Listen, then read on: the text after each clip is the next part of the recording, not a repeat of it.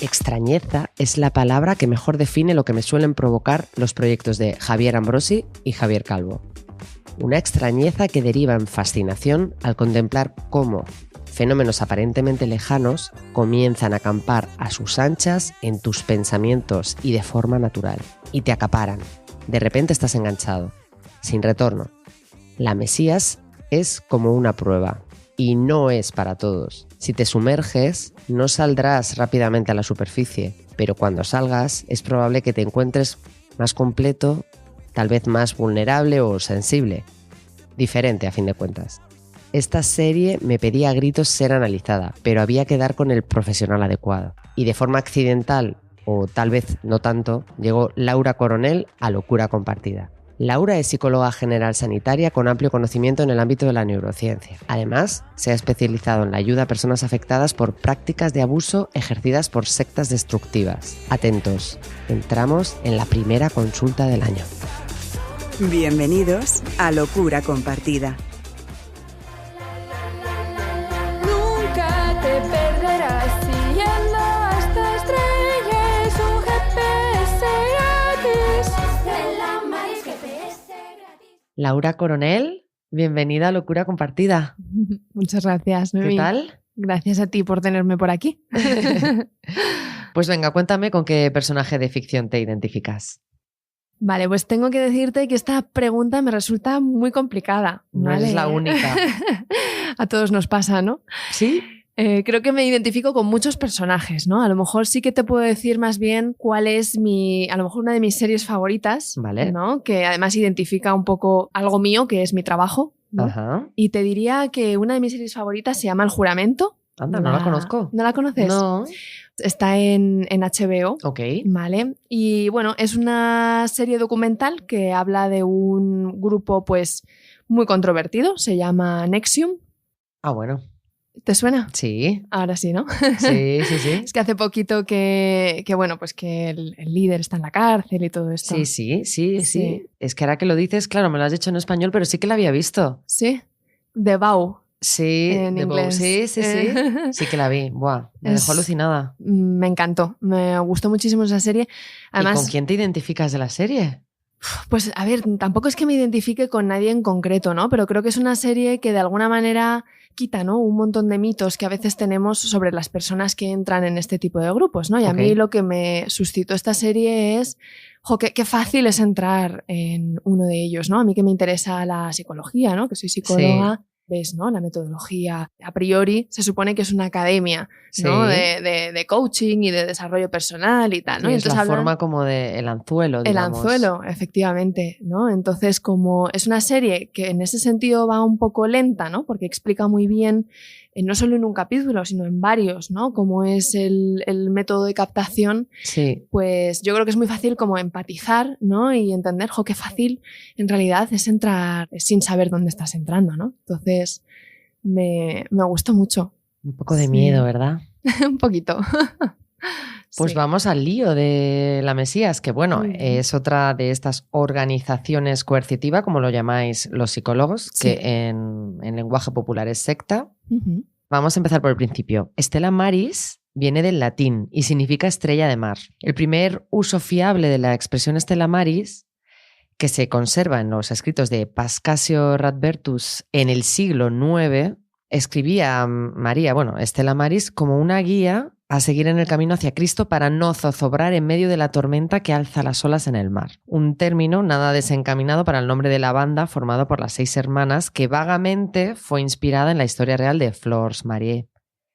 Pero antes de adentrarnos en la historia, me gustaría hacer hincapié en la infancia. Y aparecen 2 momentos o 2 infancias, digamos, que tienen en común el denominador de la madre, ¿no? Por un lado, se nos presentan a los personajes principales a través de idas y venidas cronológicas que nos familiarizan con la naturaleza de cada uno, Montserrat, Enric e Irene. Y bueno, Montserrat es una madre egocéntrica que vive, para mí, ahora lo contrastaremos, completamente fuera de la realidad. Hay algunos momentos efímeros en los que la madre parece conectarse con situaciones reales y que nos transmiten algo de cordura y permiten a los espectadores que tomemos un respiro, ¿no? Para afrontar lo que se nos viene.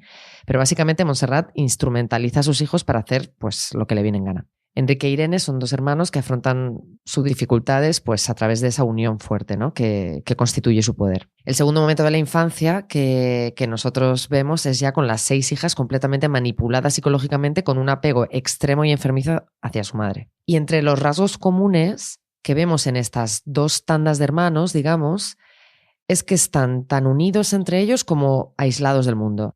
Y esto me genera a mí muchas cuestiones. Vamos poco a poco. ¿Cómo son los mecanismos de defensa que tenemos en la infancia para afrontar situaciones tan catastróficas? Fíjate, en el caso de esta serie, ¿no? Estamos hablando de que tanto Enric como Irene, ¿no? Que son los personajes que aparecen al principio, y posteriormente, ¿no? El resto de las hermanas, el resto de las hijas, al final se crían en un entorno profundamente disfuncional, ¿no?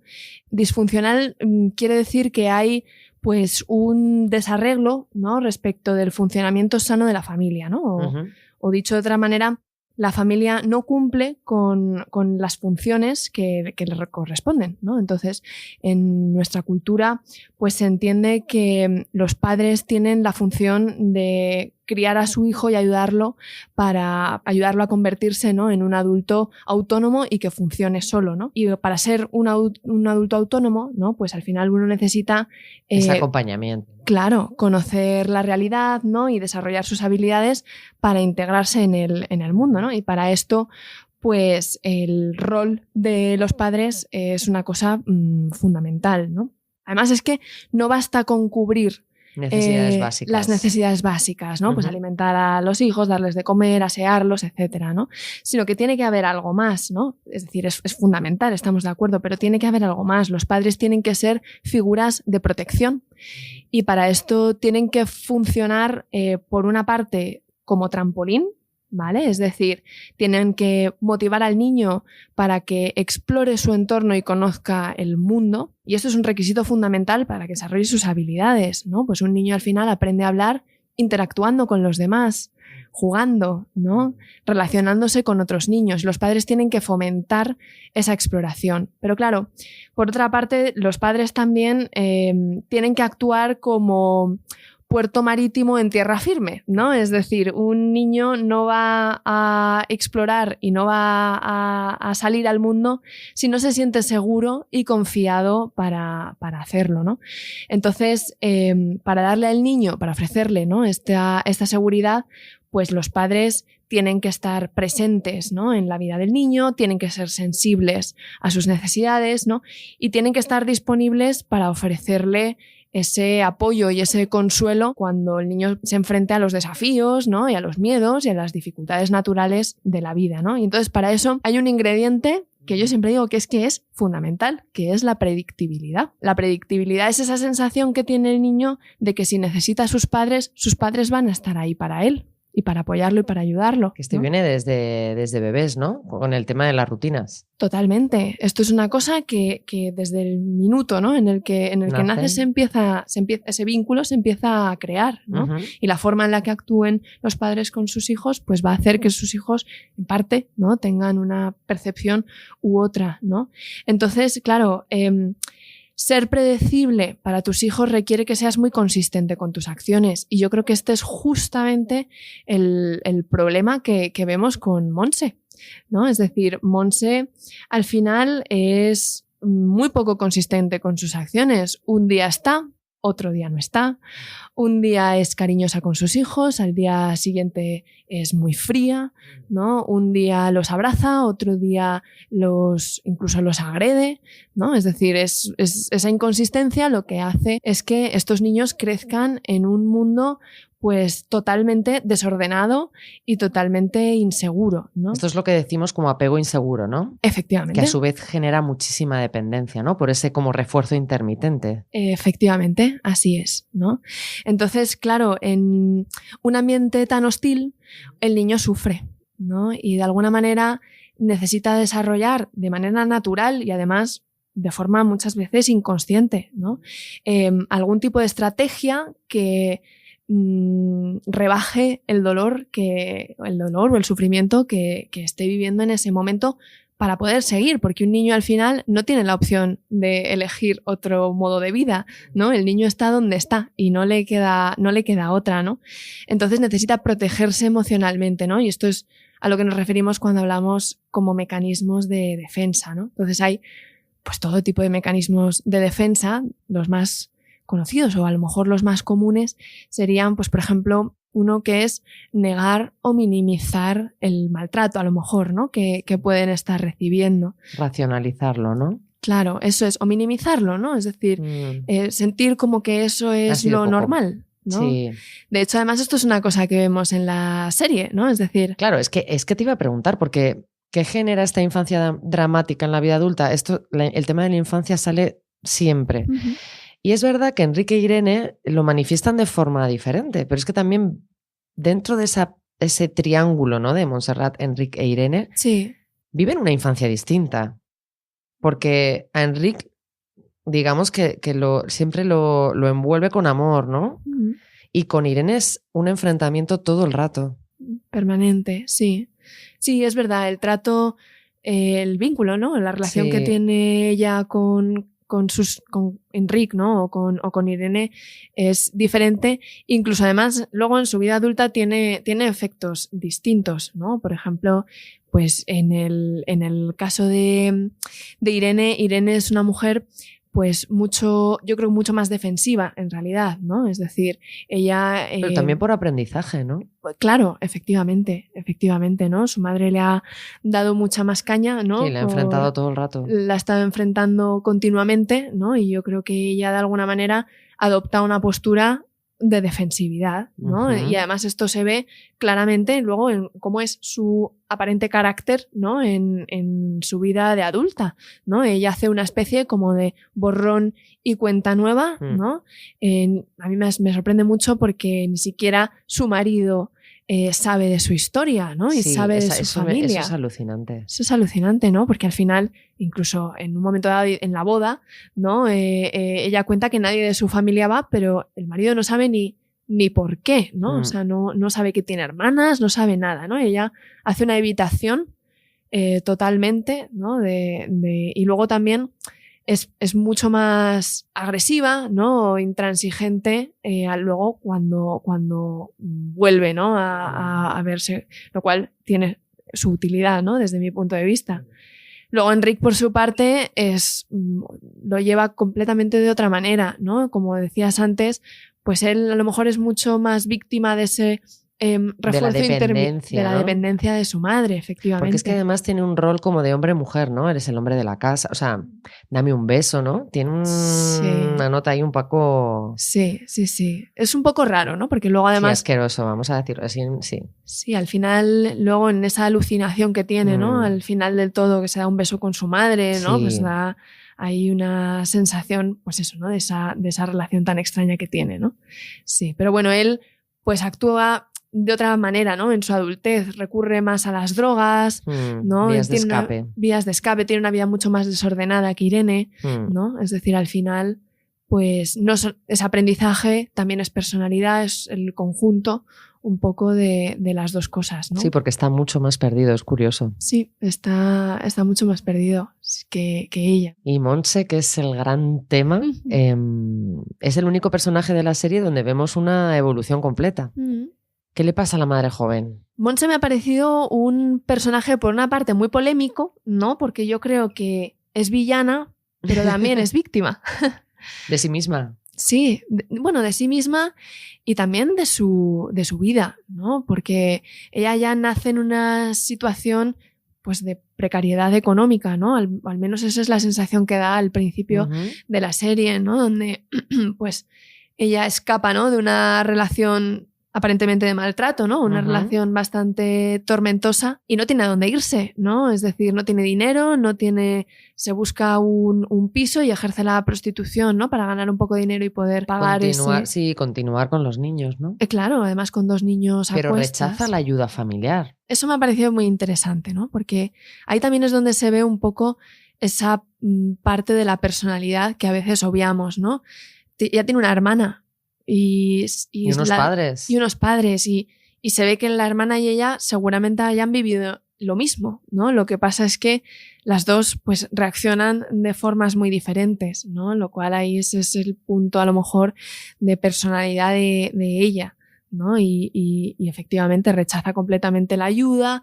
Posiblemente Montse haya sido una persona que nunca se haya sentido muy juzgada, ¿no? Que nunca se haya sentido comprendida de la manera en la que ella necesita, ¿no? Por parte de sus padres. Además, la serie da la impresión de que la hermana pues como que le mete un poco de caña, con razón, hombre, seguramente, ¿no? Pero yo creo que también empatizas con Montse en el sentido de que a lo mejor ella, pues eso, nunca se ha sentido con pertenencia, ¿no? hacia su familia y se ve muy sola. Por eso también toma unas decisiones horribles. Pero no empatizo con Montse en absoluto. La única forma que quería contrastar contigo que hay de justificarla es que, bueno, que a mí me da la sensación de que no vive en la realidad y eso me lleva a pensar que tiene rasgos esquizoides y que el origen es temprano. Y luego afloran los delirios, pero no sé. Esta es una cuestión muy interesante y también muy difícil, ¿no? Porque nos hace preguntarnos si lo que le pasa a Montse brota de ella, es decir, parte de ella, de que ella nace así, ¿no? Y entonces a lo largo de su vida se desarrolla, o es que forma parte de la vida tan difícil que ha vivido, ¿no? Y por lo tanto eso acentúa a lo mejor, hace que brote, ¿no? Todo esto, ¿no? Toda esta parte que tiene psicótica, es decir, es innato, es aprendido, ¿no? Yo abogaría por una mezcla de las dos cosas, ¿no? Es decir, seguramente ella ya tuviera algún tipo de predisposición, ¿no? a padecer estos rasgos, ¿no? Límites o esta aparente psicosis que tiene, ¿no? Pero claro, también la vida tan difícil que ha llevado a lo mejor es lo que ha propiciado que se desarrollara, ¿no? Todos estos comportamientos, estos síntomas. El tema es que en la vida difícil es escogida. Uh-huh. O sea, ella prioriza esas elecciones que son las suyas. No, o sea, me parece que no empatiza, no vive fuera de sí. Esa es como la sensación que me da, ¿no? Bueno, yo creo que ella es responsable de sus decisiones, en eso estoy completamente de acuerdo, ¿no? Lo que pasa es que no sé hasta qué punto la voluntad es tan pura, ¿no? Yeah. Es decir, creo que a veces hablamos de la voluntad como con mucha pureza, ¿no? Como si tú tuvieras libre elección, ¿no? De ser como eres, ¿no? Y de tomar las decisiones que tomas, pero creo que en realidad tampoco siempre es así, ¿no? Desde luego sí que creo que ella es responsable, porque es una adulta, ¿no? Y es responsable de las decisiones que toma. Y desde luego son muy malas.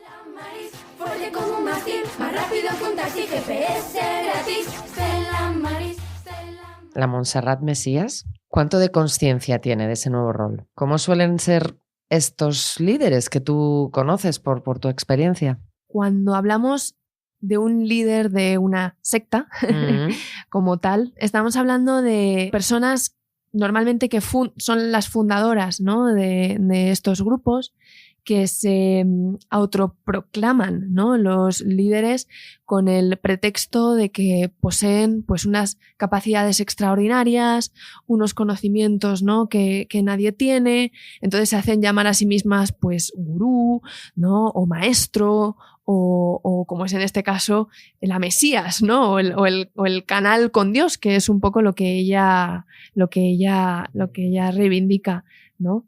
Lo que pasa es que, por otra parte, no todos los líderes de estos grupos tienen la intención consciente, yo creo, de manipular y controlar a sus seguidores para obtener pues, lo que normalmente quieren obtener, que es poder, riqueza o sexo, ¿no? Que suelen ser las finalidades principales. Sí creo, ¿no? que hay líderes que a lo mejor crean grupos con este fin, pero creo que muchos de ellos no tienen una intención a lo mejor tan maliciosa desde el principio, ¿no? Sino que algunos pueden comenzar, ¿no? Pues con una visión a lo mejor un poco idealista, ¿no? De aquello que quieren formar, y a medida que el grupo crece y se desarrolla, pues van cayendo en prácticas abusivas, ¿no? Pues a lo mejor porque también tienen una personalidad pues muy carismática o son muy hábiles, ¿no? A la hora de persuadir, ¿no? ¿Cuál dirías que son los rasgos comunes de estos gurús? Normalmente encontramos con que hay líderes con trastornos de la personalidad, ¿vale? Habitualmente pues trastornos narcisistas, psicopáticos, etcétera, etcétera, ¿no? Pero luego también hay líderes que en realidad son pues personas enfermas, ¿no? Que lo que tienen es una psicosis, de manera que están pues despegados de la realidad, ¿no? Y el síntoma más común pues es a lo mejor ese delirio de grandeza, ¿no? Que es cuando... Lo característico de Monse, claro. Yo creo que Monse en realidad, pues por lo menos lo que se da a entender en la serie, ¿no? Es que en el fondo es una persona que está enferma, ¿no? Y a lo mejor es precisamente la primera que habría que ayudar, ¿no? Lo que pasa es que como no se le ayuda, ¿no? Pues esto se da rienda suelta ahí a su... Se da rienda suelta, ¿no? Aparte que ella, ¿no? Ya creo que sí que tiene un carácter, pues, es en gran parte es un carácter dominante, un carácter bastante manipulador, ¿no? Entonces, pues es un poco el caldo de cultivo idóneo para que al final la cosa termine como termina. Y es que lo que vemos es que se contagia, ¿no? Entonces le he estado dando muchas vueltas a este fenómeno, porque me preguntaba si podría corresponderse más con una folie à deux, que es la locura compartida, el título del programa, o era más una especie de secta intrafamiliar de fanatismo religioso, porque ella es, bueno, Pep es muy vulnerable, o sea, es muy sensible, es fácil que canalice con eso, ¿no? Pero las niñas, claro, al crecer en ese entorno, como no viven otra cosa, pues es para todos la enfermedad. Entonces, lo que define una psicosis compartida es que una persona con delirios contagia al resto y viven en esa contaminación y además viven aislados y son completamente disfuncionales. Y la secta comparte con esta psicosis el tema del aislamiento, la presencia de un líder y la manipulación psicológica. Dadas estas similaridades entre estas dos dolencias, digamos, ¿cuál sería para ti el diagnóstico de la familia Puigbaró? Yo creo que aquí hay dos preguntas, ¿no? Por una parte, respecto al tema del delirio, ¿no? Del que tú hablas, ¿no? Como esa posibilidad de que fuera una folie à deux, una locura compartida. Yo creo que primero este es un tema muy, muy, muy complejo, ¿vale? La locura compartida realmente es un síndrome muy poco común, ¿vale? En el cual una persona psicótica transmite sus ideas delirantes a otra, ¿vale? Se cree que esa transmisión del delirio se produce bien porque la otra persona también es psicótica o bien por una cuestión de sugestión, ¿vale? Entonces entiendo que la persuasión coercitiva o esta manipulación, ¿no? Que ocurre en estos grupos, pues pareciera una forma similar, ¿no? Mediante la cual pues una persona le lava el cerebro a otra, ¿no? Le contagia sus ideas, ¿no? Con lo cual aquí realmente lo difícil, ¿no? Es establecer dónde está el límite entre una creencia extraña y un delirio. ¿Cuándo es simplemente extraño y cuándo es patológico? Monse nos parece que está enferma porque habla con Dios, pero hay otras muchas figuras históricas muy conocidas que decían lo mismo y que sin embargo están socialmente aceptadas, incluso admiradas, ¿no? También hay ideas que nos pueden parecer muy extrañas, ¿no? Como por ejemplo creer en los aliens, ¿no? O creer en el terraplanismo, pero ¿verdad que no por eso consideramos que esas personas estén enfermas? Galileo, por ejemplo, para su época tenía unas creencias extrañísimas, ¿no? Y seguramente fue considerado un loco, ¿no? Pero no lo estaba, con lo cual entonces, ¿qué separa una creencia extraña de un delirio? Yo creo que es más una cuestión cuantitativa, es decir, de grados. Es decir, una creencia extraña se podría considerar más patológica, por ejemplo, cuanto más irreversible es, ¿no? Es decir, cuanto más convencida está la persona y, digamos, menos permeable es a cualquier evidencia en contra, pues sabemos que más se acerca a un delirio. Las personas con un delirio están profundamente convencidas de sus ideas. Locura compartida. No dudes de tu fe, es fuerte como un mástil.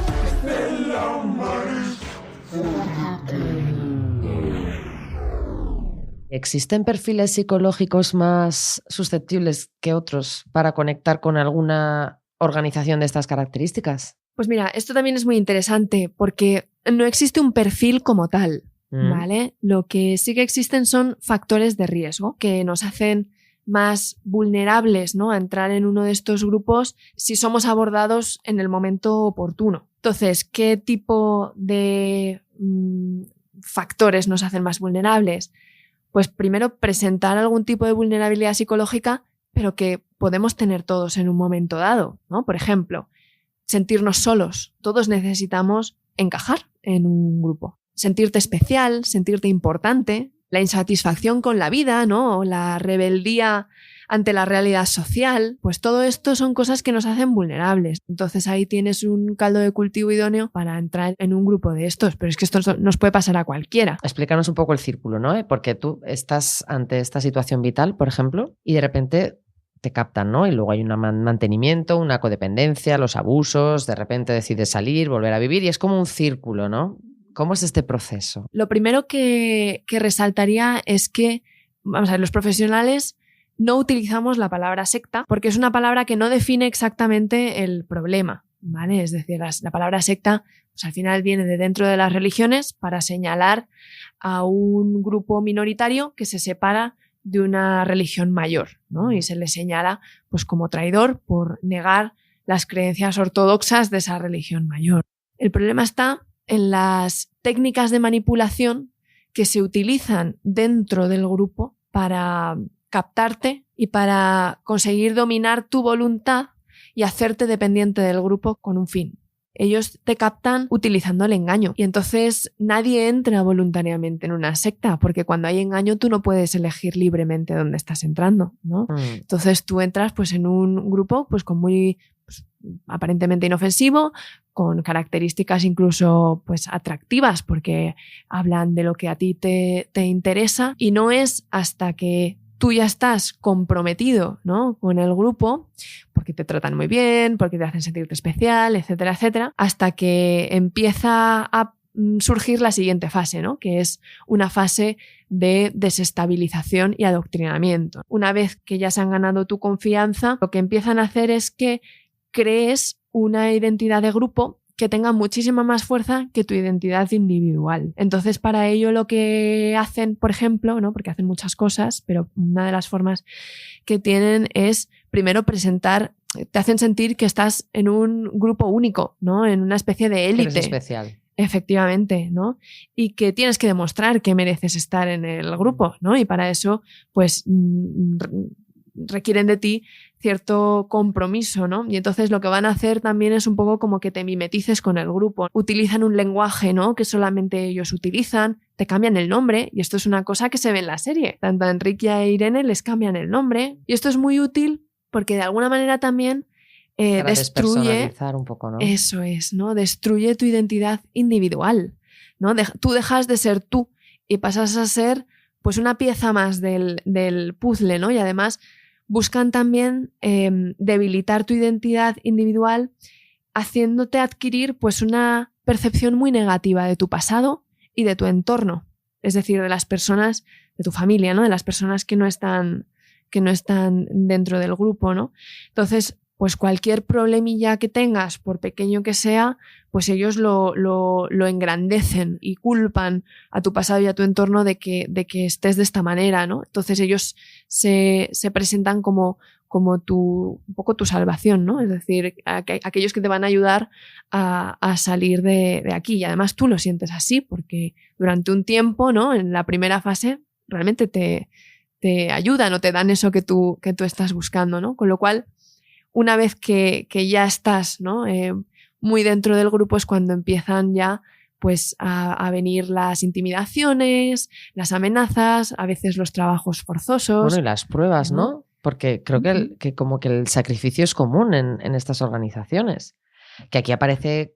Bueno, ahora hablaremos un poco de la diferencia de lo que es una organización coercitiva per se y lo que es la familia Puig-Baró, porque es algo diferente, pero incluso la madre tiene intenciones de... Bueno, tiene un momento en el que casi sacrifica a toda la familia y luego intenta repetirlo. Y también lo vimos en una película que me gustó tanto que me aterrorizó al mismo nivel, que se llama Midsommar. No sé si la has visto, pero es Es sueca y es, bueno, terrorífica. Esto es una prueba del compromiso, ¿no? Sí, totalmente, ¿no? Las sectas o incluso grupos con una dinámica parecida como las bandas, ¿no? Las pandillas, exigen a sus miembros hacer determinados sacrificios con el fin de probar su lealtad, con el fin de probar su compromiso y asegurarse de que el seguidor está plenamente dispuesto a obedecer las directrices del grupo. Una vez pasado el cortejo y ya en esta fase de manipulación total que exige tu compromiso, digamos,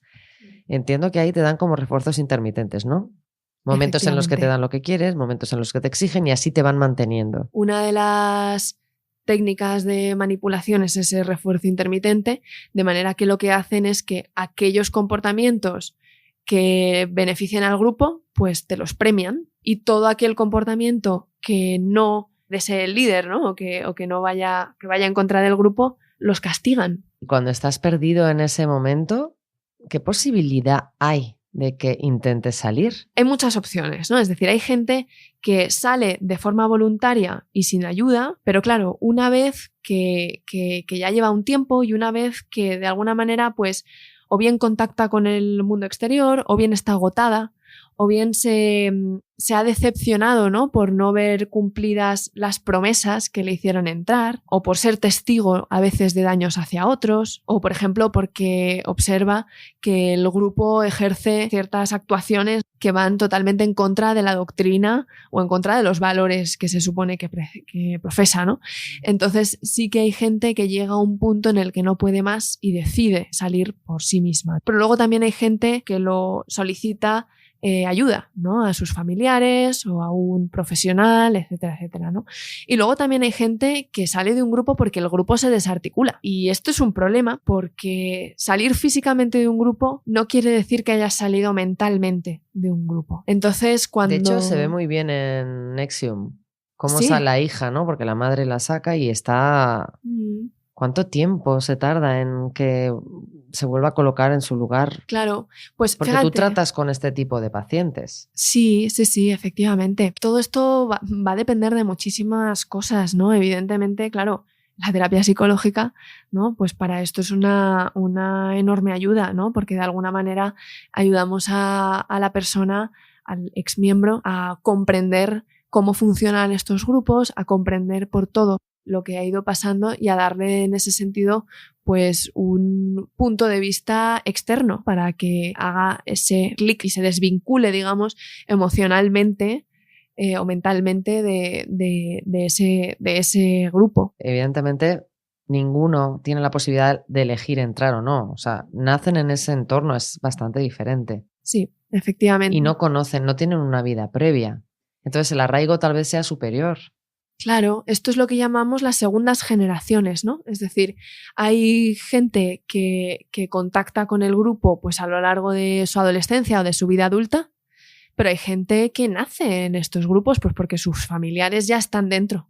Entonces, en estos casos, bueno, pues a veces es complicado porque la persona no tiene otras referencias, que es un poco lo que le pasa también al resto de hermanas, ¿no? A diferencia de Enric e Irene, que precisamente además son los dos que se escapan, el resto de hermanas es que no conoce otra cosa. Entonces es un proceso muy, muy duro y muy, muy difícil. ¿Y qué se trata en terapia cuando estás con estas personas? Como que intenten adherirse a la realidad, no sé. Bueno, a ver, depende de cada caso, ¿vale? Desde luego hacemos una intervención a todos los niveles, ¿no? Lo primero, pues, es integrar a la persona a nivel social, ¿no? Pues que hay gente que deja su trabajo, pues que recupere su trabajo, ¿no? Hay gente que se cambia de ubicación, pues que tenga un piso, que recupere también su entorno social, que esto a veces es muy difícil, pues recuperar las amistades, recuperar las relaciones familiares. Trabajamos profundamente en que la persona entienda muy bien qué es lo que ha pasado, que no solamente le pasa a él, sino que además esto es una cosa que en realidad se está estudiando muchísimo, ¿no? Las técnicas de manipulación que utilizan estos grupos, pues hay clasificaciones, ¿no? Es decir, se pueden comprender, ¿no? Entonces ayudamos a la persona a que emocionalmente logre desvincularse y de alguna manera a reforzar su identidad. Pues todo esto es un proceso muy duro que además también se ve en la serie, ¿no? Cuando Cecilia, que es una de las hermanas, se escapa, ¿no? Y se ve que, pues, que está desorientada, ¿no? De alguna manera. A mí hay una escena que me puso los pelos de punta, que es la escena de la gasolinera. Ay, la de la estrella. La de la estrella, que pensaba que era una estrella y Una entonces... señal divina. Eso es, y ella va corriendo, ¿no? Y se da cuenta que es una luz, ¿no? De la gasolinera y entonces ahí se derrumba, ¿no? Pues a mí ese momento me puso los pelos de punta, ¿no? ¿Cómo se tiene que sentir una persona en esa situación? Pues es muy, muy, muy duro. Y me comentabas antes en off que, bueno, me preguntabas cuántas organizaciones de este tipo pensaba yo que había en España y no te he sabido dar un número y me lo has dado tú a mí y asombroso. Se conocen aproximadamente en unos 250 grupos, pero te estoy hablando de grupos de miles de personas y grupos pues muy sólidos, ¿no? Por así decirlo, pero la dificultad está en esos grupos que son mucho más pequeños, porque al final todo esto tiene una naturaleza muy oculta, ¿no? Entonces es muy difícil y además también tenemos que tener en cuenta que a veces pensamos que estos grupos son ilegales, pero muchos no lo son. De hecho, muchos están en el registro de entidades religiosas, ¿no? Entonces, claro, Claro, muy porque complicado. no todos, evidentemente. ¿Qué porcentaje de estos grupos son religiosos? Pues no te sabría decir qué porcentaje, pero en contra de lo que muchos suelen pensar, hay muchísimos grupos que no son religiosos. Claro. Muchísimos, ¿eh? Filosóficos, Yoga. New Age, por ejemplo, ¿no? Yoga, espirituales, ¿no? Que también, a lo mejor eso sí lo podemos meter en el terreno más religioso, ¿no? Pero políticos, grupos políticos, hay grupos comerciales, ¿no? Hace unos años, se desarticuló un grupo bastante conocido ahora en España, donde lo que hacían básicamente era trading con criptomonedas. Ya me dirás tú qué tiene que ver con la religión, nada, pero funcionaban igual, ¿no? De nuevo, el sistema es el mismo. El sistema es el mismo, la manipulación. Pero ¿y qué crees tú que tiene la religión para aferrarse a ella de forma tan fanática? Pues vamos a ver, la religión o las religiones, ¿no? Sí, en claro, plural, en plural, tienen muchas funciones, ¿no? Y aquí no me voy a meter a categorizar si esto es bueno o malo, ¿vale? No, claro. Pero tienen funciones, ¿no? Pues, por ejemplo, ofrecen un cierto grado de tranquilidad, ¿no? Pues al otorgar explicaciones sencillas o comprensibles a cuestiones complejas, ¿no? Pues qué pasa cuando nos morimos, ¿no? Pues a lo mejor es mucho más... Reconfortan, tienen esa función. Claro, a lo mejor es mucho más reconfortante, ¿no? Pensar que te vas a reunir en el cielo con los tuyos, ¿no? O que te vas a reencarnar en otra persona, que entender lo que es la inexistencia, por ejemplo. Ofrecen también un sistema moral que al emanar de un dios no da lugar a duda, ¿no? Es decir, a lo mejor da mucha más seguridad pensar que la moral es la que es y no atiende a opiniones. De alguna manera yo creo que la religión reconforta o da cierta seguridad, a lo mejor, ¿no? Ante la incertidumbre, y también es muy potente, ¿no? Y esperanzadora, ¿no? Que por alguna gracia divina puedas adquirir, bueno, algo que anhelas, ¿no? No necesariamente riqueza, sino... Sí. Y luego tiene también un componente comunitario también bastante importante. Lo que pasa es que luego otra cosa es cuáles son las fuerzas psicológicas que te llevan al fanatismo. Por ejemplo, la búsqueda de significado es una de ellas. A veces las personas tienen una motivación muy fuerte o una necesidad muy grande de marcar una diferencia, ¿no? De importar, de ser alguien, ¿no? Entonces, somos alguien siempre en la medida en la que somos alguien para los demás.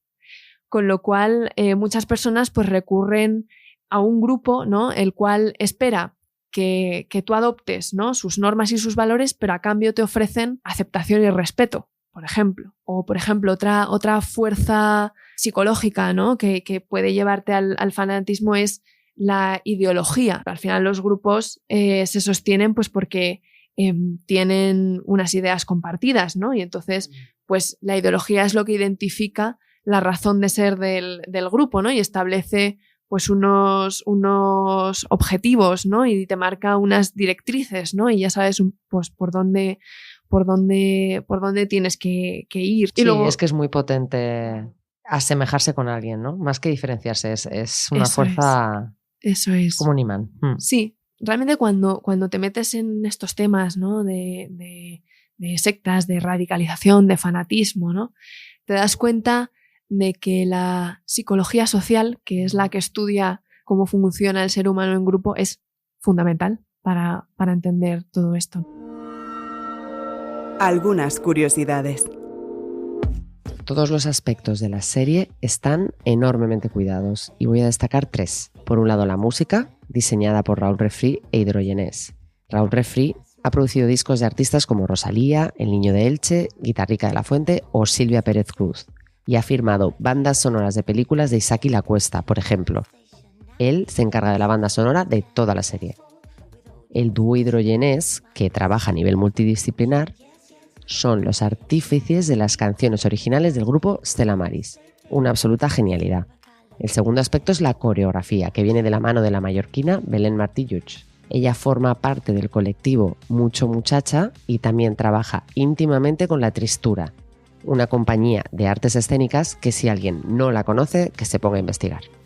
Para este trabajo barajaron diferentes referencias, como la película Gumo, piezas de danza de Pina Bausch o el vídeo de Lotus Flower de Radiohead, donde Tom York sale bailando una danza diseñada por Wayne McGregor.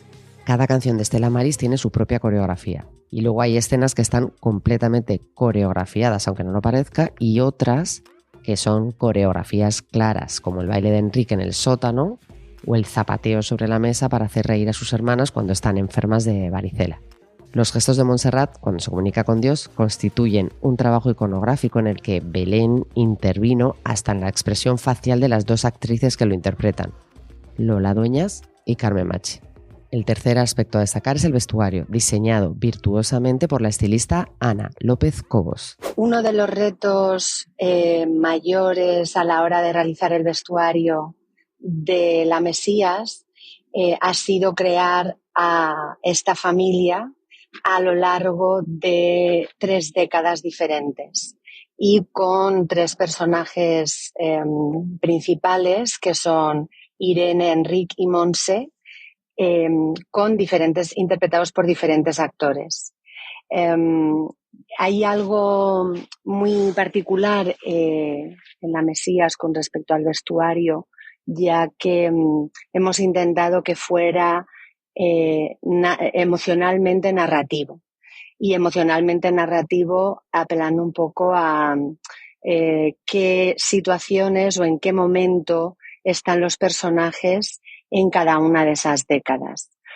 Con Irene y Enric, niños, en su momento, digamos, inicial, con Montse, interpretada por Ana Rujas, hay una idea, ¿no?, que nos acompañaba, que era que siempre están en continuo movimiento, no consiguen establecerse, enraizarse, ¿no?, y están cambiando de casa, cambiando de ciudad, de tal manera que se establece una relación muy especial por un lado, entre el vestuario de ellos, que se lo acaban intercambiando, sobre todo en la última etapa, justo antes de llegar a la Casa de Piedra, y también vemos cómo el vestuario les acompaña hasta un momento en el que ya les deja de poder acompañar, por ejemplo, todo lo que han arrastrado hasta la casa donde se produce el incendio. Una vez tenemos el incendio, tuvieron que volver a empezar de cero y ahí es donde vemos que arrancan con el vestuario que les compraría su tía y sus abuelos, ¿no?, que es como el momento de mayor cuidado que tienen y que experimentan, y eso se ve también reflejado en su vestuario. Ese vestuario, una vez Montse les recupera, digamos, les saca de casa de sus padres y se los lleva a vivir, se ve complementado con otras prendas que surgen incluso de la interacción con los amigos y las personas que creemos que acuden o que pasan por casa de Montse. Y se acentúa mucho más en ese punto ese intercambio de prendas entre los hermanos, ¿no?, que quería un poco representar cómo esa relación de niños está profundamente, íntimamente relacionada, para poder contrastarla con ese presente de 2012 en el que realmente es un cambio radical en el vestuario tanto de Enrique adulto como de Irene adulta. Este juego para mí ha sido de las cosas más sutiles pero también más interesantes por la capacidad, yo creo, narrativa que ha supuesto, y me ha alegrado mucho que creo que se ha leído bien por los espectadores, que era algo que nos preocupaba. Luego, en la segunda fase, digamos, con los personajes de Enrique y Irene adolescentes, hemos entrado también en... hemos querido recuperar como prendas que han podido llevar cuando eran pequeños y que ellos mismos siguen llevando de adolescentes o que incluso llevan sus hermanas pequeñas, ¿no? Como continuar esa estela del intercambio de prendas que marca por un lado la relación entre ellos, pero que también nos cuenta ese abandono, ¿no? Esa gente, o sea, esos niños que viven al final de la ropa que les dan otros, o sea, de la beneficencia, aunque no se explica, pero bueno, Pep, cuando ya aparece la figura de Pep y están en la casa de piedra, se ve como de vez en cuando él llega a casa con prendas, con objetos, etcétera, que entendemos que provienen de la beneficencia o que encuentra. Y sí que hay como un cuidado en utilizar prendas que ya hemos visto en Enrique e Irene adolescente y que han heredado de mayores sus hermanas. Con respecto a los personajes de, bueno, las diferentes actrices que interpretan a Montse, sí que fue una decisión el que representara muy bien el momento en el que está Montse en cada una de esas épocas, y exceptuando un guiño que hacemos en el tránsito de Ana Rujas a Lola Dueñas, sí que queríamos que fueran personajes que estuvieran como muy definidos, porque realmente es un personaje que tiene mucho carácter y que en su evolución a lo largo de la serie, bueno, siempre tiene más, digamos, personalidad, ¿no? Y más capacidad y más poder con respecto a sus hijos. Ahí yo creo que sí que hay una diferencia también clara. Y luego, por último, está, como ya decía antes, ese momento de 2012 con Enrique e Irene, en el que también hemos creado una imagen como muy clara, muy identitaria a nivel de color, a nivel de formas. Enrique adulto siempre va en tonos azules, en tonos grises, es como el hombre desprovisto de color, ¿no? Como un poco, bueno, ese gris en el que está inmerso en su vida es también un poco lo que le rodea a nivel vestuario. Y el personaje de Irene adulta, interpretado por Macarena García, sí tomamos la decisión de que estuviera muy anclado a un color, que es el color azul, que ya se introduce en la vida de la Irene niña, pero sobre todo de la Irene adolescente, y que sirve un poco como, bueno, un aspecto más de control para ella. Ella no tiene esa capacidad de expresión emocional que tampoco tiene Enrique, e intenta que el entorno que la rodea esté controlado incluso hasta ese punto, ¿no? El corte de pelo, la elección del color azul, todo eso son, bueno, un poco mecanismos de control que tiene el personaje, y que son un poco derivados pues del trauma que ella ha vivido y que de alguna manera empieza a superar cuando nos encontramos con estos personajes en su vida adulta. Yo creo que algo que me ha resultado muy divertido ha sido como todo el proceso de creación de vestuario de las estelas, que parte de la idea de que Irene, de forma autodidacta, empieza a tener que confeccionarle ropa cuando ya empieza a haber un cuidado mayor, cuando a partir del momento en el que llega Rosa a la casa, aunque no se cuentan algunos momentos de la serie, pero la idea es que Irene realmente les hace toda la ropa, hasta tal punto que ella, cuando sale de casa por fin, porque va al taller de costura, bueno, obligada por servicios sociales, ella realmente es capaz de incluso hacerse unos vaqueros. La idea del reciclaje, la idea de los vestuarios de pues la Casa de la Pradera podía ser una referencia, vestuarios más de los años 50 que luego se reinterpretan mucho, sobre todo en las Stella Maris adolescentes, ¿no? Que en el fondo es de donde han sacado toda su inspiración, es de las películas y de los vestuarios que ya creaba su hermana cuando todavía vivía con ellas. Eso queda muy presente. Para las Stella Maris pequeñas, el Toc Toc Pom Pom, yo me inspiré claramente en una película que es un musical de los años 50 alemán, que se llama Los cuentos de Hoffmann. Aunque no se explicita tampoco en la serie, para mí era una idea fundamental, pues que las niñas en un momento dado han visto este musical, les ha encantado a las hermanas, y Irene ha decidido confeccionarles unos vestidos ad hoc, ¿no? O sea, inspirado en estas muñecas de los cuentos de Hoffmann, pero con materiales que podría haber traído Pep, tipo cortinas, que es de donde habrían salido esas gasas, objetos que tienen de la casa, que es con los que han montado esas diademas que llevan, etcétera.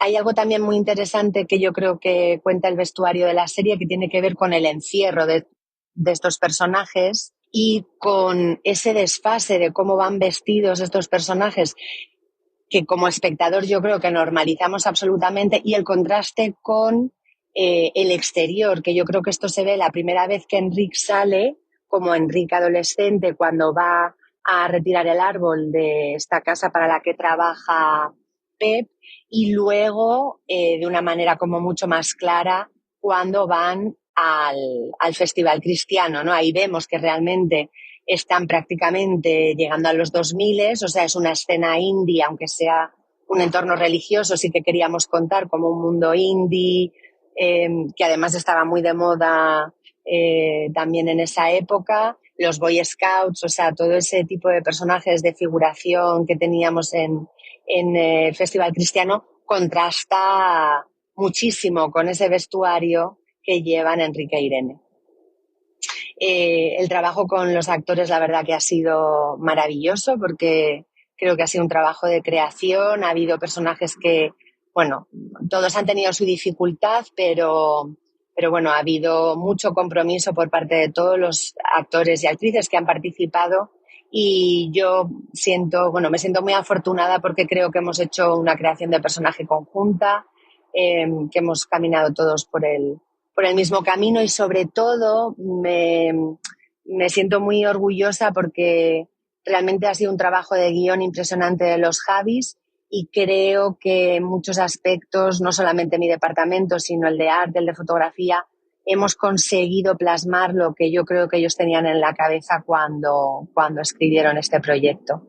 Así que, bueno, pues ahora mismo la verdad que es yo creo que el proyecto para mí más importante de mi carrera y el que más repercusión ha tenido. Muchas gracias.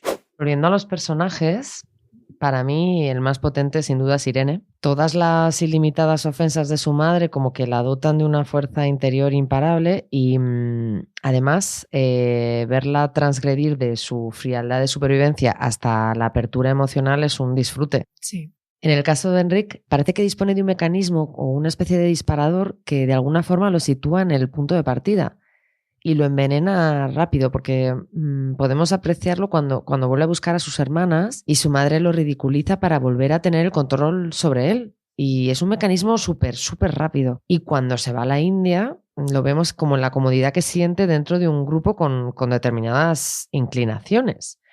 ¿Es común en estos casos que haya como, no sé, denominarlo recaídas o adhesiones a otros grupos por esta búsqueda de confort, no sé? Claro, salir físicamente no significa haber hecho un clic mental, ¿no? Es decir, haber comprendido lo sucedido y haberte desvinculado emocionalmente. Esto es fundamental porque cuando la persona no ha hecho ese clic, por así decirlo, sí que es muy vulnerable, ¿no? Y muy susceptible a volver a entrar en un grupo que le proporcione algo similar a lo que le hizo entrar en el primero. Entonces, por eso el clic, por eso el conocimiento, ¿no? Sobre cómo es uno y sobre todo cómo funcionan estos grupos es crucial para poder identificarlo a lo mejor es una de las herramientas más potentes que tenemos para poder prevenir, ¿no? Tu entrada en uno de ellos. Así que sí. ¿Pero tú cuando lo viste pensaste en esto?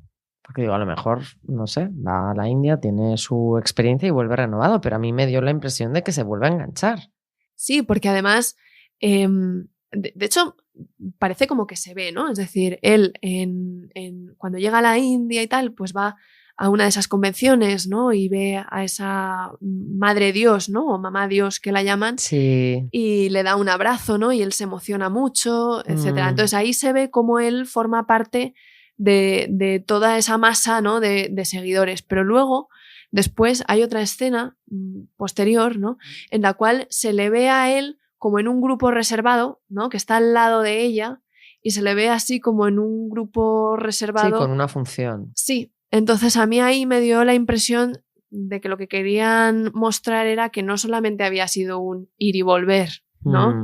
Sino que él ya empieza a participar de todo esto. Bueno, que él lo denomina, engancha, ¿no? bueno, está sanándose, ¿no? Y Sí. es que otra característica de Enrique es su búsqueda de vías de escape para sobrevivir. Primero a través de la música y cine, que es maravilloso. Sí. Y bueno, después con sustancias alternativas como la ayahuasca. Y le pregunté a un experto, a Antón Gómez Escolar, cómo funcionan estos viajes de ayahuasca. La ayahuasca es una sustancia psicodélica y que se toma normalmente en contextos rituales, ¿no? Es decir, suele ser con un chamán, una persona preparada de un linaje determinado que lleva toda la vida expuesta a este tipo de sustancia y además acompañando a otras personas en sus viajes y en sus experiencias psicodélicas con ayahuasca. Y es una sustancia que a día de hoy también se está investigando para uso clínico. Lo interesante de la ayahuasca en este tipo de contextos es que, claro, la ayahuasca no se suele usar, por ejemplo, como se está usando ahora mismo la ketamina o como se está usando la psilocibina en terapia, sino que la ayahuasca se está tomando en comunidades y eso pues también trae otros beneficios, más allá de los que puede aportar la propia sustancia, ¿no? Bueno, conocer gente, una vida social, etc.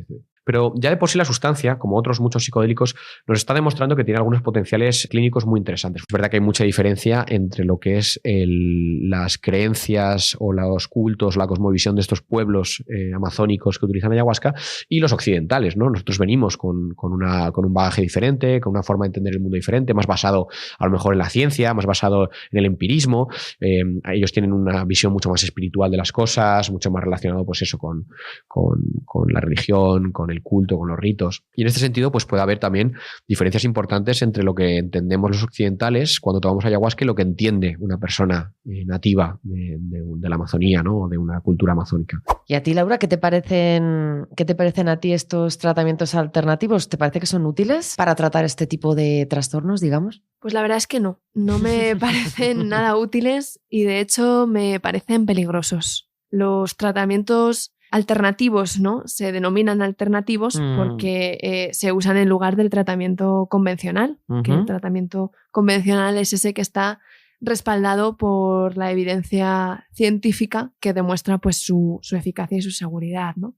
Entonces, la medicina alternativa primero es insegura, ¿no? Porque se basa en teorías no comprobadas o se basa en la tradición, como es el caso, por ejemplo, de la ayahuasca, que es tradicional en rituales y ceremonias indígenas. Claro, el problema de esto es que no ofrece ninguna garantía de su seguridad y de su eficacia. En segundo lugar, a diferencia de los tratamientos convencionales, pues los tratamientos alternativos no están sujetos a una supervisión oficial, no tienen que cumplir ningún estándar, por así decirlo, de seguridad o de calidad, con lo cual el riesgo a la adulteración es muy grande y también a una dosificación incorrecta. Entonces, ¿qué pasa? Pues que al no haber sido sometidos, ¿no? a estudios científicos rigurosos, pues tampoco es posible conocer cuáles son sus efectos secundarios y tampoco sabemos cómo interfieren si se están tomando otros medicamentos que sí que son convencionales, ¿no? Por ejemplo, sabemos que la ayahuasca interfiere. Si uno está tomando un antidepresivo, por ejemplo, o un antipsicótico, puede interferir en la eficacia de estos medicamentos y puede llegar a ser potencialmente mortal, ¿no? Con lo cual estamos hablando de algo que es muy peligroso. Y a mí, otra de las cosas, ¿no? que me parece importante resaltar es que la confianza en este tipo de tratamientos puede hacer también que la persona retrase la búsqueda de una atención médica o psicológica adecuada, y esto puede ser especialmente peligroso en casos pues graves o urgentes. Hay un ejemplo, si me permites decirlo, Claro, por Steve favor. Jobs, Sí. que seguro que a nadie, ¿no?, lo tenemos por tonto, ¿no? Ni todo lo contrario, ¿no? No, claro, Yo creo que, sobresale. claro, o sea, es un hombre inteligente, ¿no? Un hombre exitoso, ¿no? Y él, con su cáncer de páncreas, él acudió a un gurú.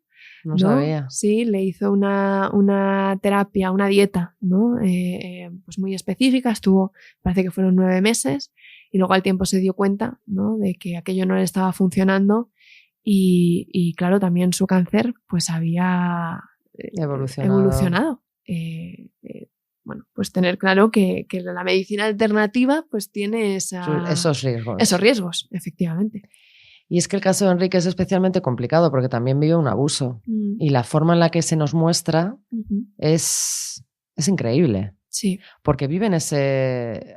Hablando con otros psicólogos también, una respuesta muy común a los abusos infantiles es que lo tapen, ¿no? Lo escondan. Entonces la forma en la que sale puede ser, bueno, diversa, pero esta es como común, ¿no?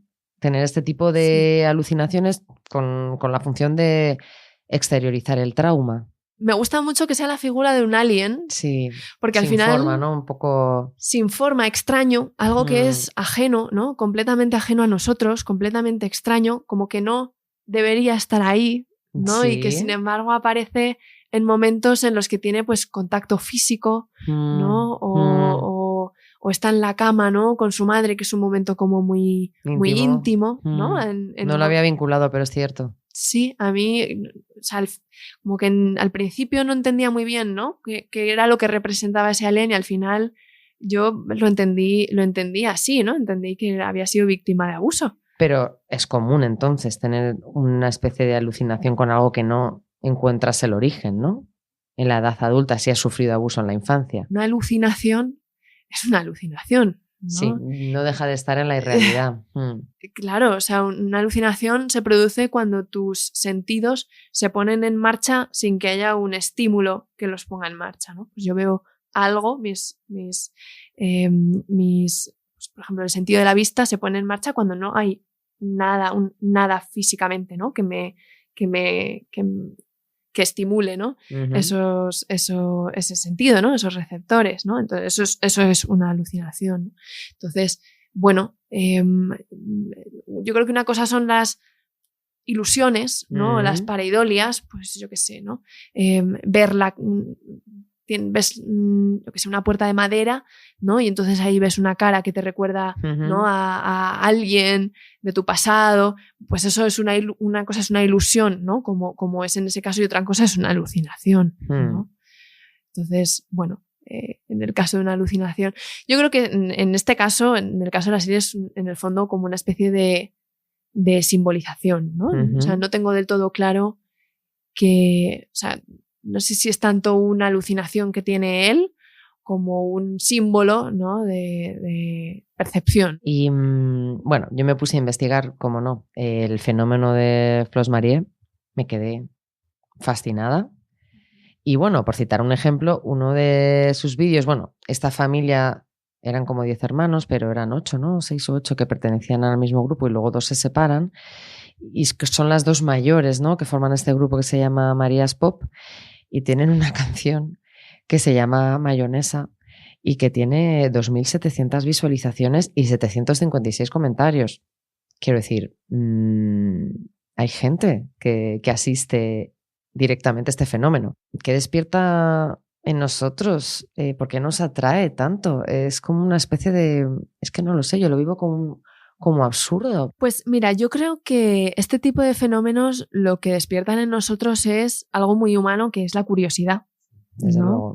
Es decir, al final, pues el ser humano tiene esa inclinación, ¿no?, natural a querer saber sobre la vida de los demás. De ahí también un poco el éxito de la prensa rosa, ¿no? De las redes sociales, porque al final pues nos dan detalles, ¿no?, sobre la vida privada de otros y satisfacen un poquito esa necesidad, ¿no? En el caso de las Flos Marie, por ejemplo, pues yo creo que al principio fueron objeto de mofa, ¿no? Objeto Claro. de burla, pues por esa forma de cantar peculiar, ¿no? Un poco Sí. desafinada, esa estética, ¿no? Sus letras, ¿no? Sí. Fíjate, yo creo que recordaban un poco a la banda ficticia de los Happiness. No sé si te Sí, acuerdas, sí, ¿no? sí. Que se hicieron famosos por la canción de Amo a Laura, Sí. ¿no? Donde precisamente daban sus opiniones pues, sobre las relaciones sexuales antes del matrimonio, ¿no? de los cristianos conservadores. Quisiera besarte pero sin ensuciarte. Quisiera abrazarte sin dejar de respetarte. Amar es saber esperar, es saber esperar, es saber esperar. Amo a Laura, pero esperaré hasta el matrimonio. Amo a Laura, pero esperaré hasta el No me acordaba. Sí, yo creo que al principio recordó un poco a esto, ¿no? Lo que pasa es que luego en el momento en el que ellas confirman que no, que es un grupo muy serio, ¿no? Claro, yo creo que a la gente le causa mucho misterio, ¿no? Y entonces a partir de ahí, pues se han ido desvelando información, ¿no? Sobre ellas y yo creo que eso ha ido despertando todavía más la curiosidad de la gente, ¿no? Entonces yo creo que son fenómenos que ya sea por su rareza, ¿no?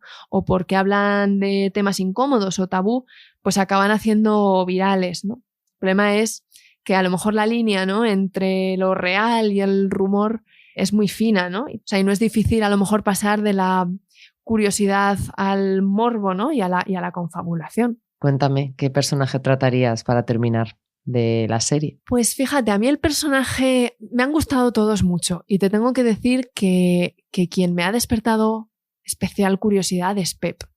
Ay, Pep, Sí. que está ahí en el silencio. Bueno, es que Pep al principio parece el villano, ¿no? Pero luego acaba siendo él, ¿no? Como el que cede esa autoridad, ¿no? A Monse, ¿no? Pero Pep me ha generado mucha intriga, ¿no? No obstante, a lo mejor para lo que es hacer un abordaje psicológico, a mí mi personaje favorito ha sido claramente Enric. Pero ojo, que Pep es el único que no cambia de actores. Sí, De principio a fin. sí, Albert sí. Pla, que es su papelazo. Es que lo hace tan bien. Lo hace muy bien. Me gusta muchísimo su interpretación. Y el personaje es que me crea mucha intriga, ¿no? Me hubiera gustado saber como un poquito más de él, la verdad. Entonces, ¿te quedas con Enric? Me quedo con Enric, sí, porque Enric me parece, bueno, un personaje espectacular y además también de todos me parece uno de los más dañados, ¿no? Tiene esa voluntad de sanar, ¿sabes? O sea, él quiere mejorar, él lo intenta, ¿no? Pero claro, pues a lo mejor en determinados momentos toma malas decisiones, ¿no? Pero tiene esa voluntad, ¿no? Y esa apertura. Sí, tiene esa apertura, ¿no? Pero bueno, también pues es un hombre muy traumado, ¿no? No sé, me genera mucha compasión. Me gusta mucho ese personaje, la verdad. Y luego, cómo lo hace el actor, bueno, yo no conocía a este actor y Es que al parecer los Javis tienen un trabajo muy, muy intenso con los actores y se nota. Sí, se nota. Es maravilloso, la verdad. Sí. ¿Y alguna instrucción divina para salvar el mundo? Pues fíjate, divina no, a lo mejor muy mundana, pero bueno, yo a modo de resumen diría que no hay un método infalible, ¿no? Para contra las sectas, ¿no? O contra estos procesos de influencia social, pero sí que tenemos, ¿no? Algunas herramientas que nos hacen un poco más resistentes, ¿no? Como por ejemplo conocer cómo funcionan estos grupos, ¿no? O sea, es un requisito fundamental conocerlos para poder identificarlos, ¿no? Entonces eso me parece crucial, ¿no? Luego, por supuesto, también cuidar y desarrollar el pensamiento crítico, ¿no? Es decir, evaluar la información, preocuparse, ¿no? por obtener opiniones muy variadas, ¿no? Y elegir muy bien las fuentes ¿no? Y luego en tercer lugar también diría que cuidar mucho la salud mental, ¿no? Y trabajar por tener un buen círculo de personas que te protejan, ¿no? Y si uno conoce a alguien, ¿no?, que está en una situación similar, no romper el lazo con él, ¿no?, sino tratar de, aunque no te lo van a poner fácil, pero tratar de establecer un canal de comunicación pues abierto y compasivo, ¿no? O sea, puede que así no salves el mundo, pero a lo mejor sí el tuyo o el de las personas más cercanas a ti. Muchas gracias, Laura, por compartir tu conocimiento con nosotros. Muchísimas gracias a ti, Noemí. La verdad que ha sido un gustazo. Me buscan y me encontrarán cuando me busquen de todo corazón. Terminamos la consulta por hoy con las Stella Maris. El fenómeno Stella Maris ha saltado a la realidad.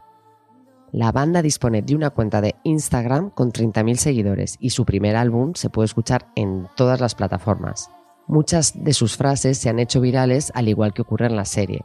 Y como bien dicen ellas, la estrella es tu pase VIP para Tremenda Party. Stella Maris, Tremenda Party te lleva al oasis. Y así será, porque podremos verlas en el Primavera Sound el día de la apertura. Hasta la próxima, locura compartida. Jesucristo, ¿dónde estás? ¿Dónde estás? Locura compartida. Idea original, guión y locución, Noemí Oliva. Diseño gráfico, Javier Garceche. Edición y diseño sonoro, Sune, de Nación Podcast. Estoy perdida.